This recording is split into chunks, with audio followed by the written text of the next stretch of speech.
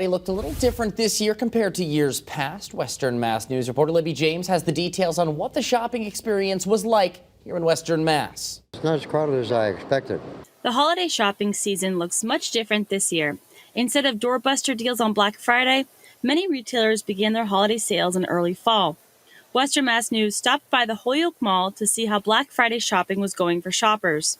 One family tells Western Mass News they arrived early Friday morning to try and get everything on Christmas wish lists. We have 6 children at home, so we have a lot to buy for. The Barnes family says they were pleasantly surprised to find self-checkout lines empty in multiple stores.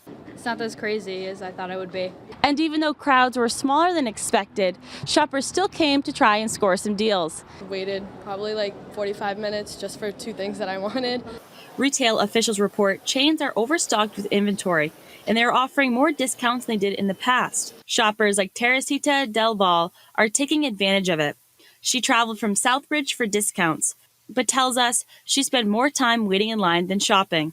Her advice for anyone who doesn't want to go shopping in person? If you're not really for the lines and stuff, I would do Cyber Monday, definitely. For Western Mass News, I'm Libby James.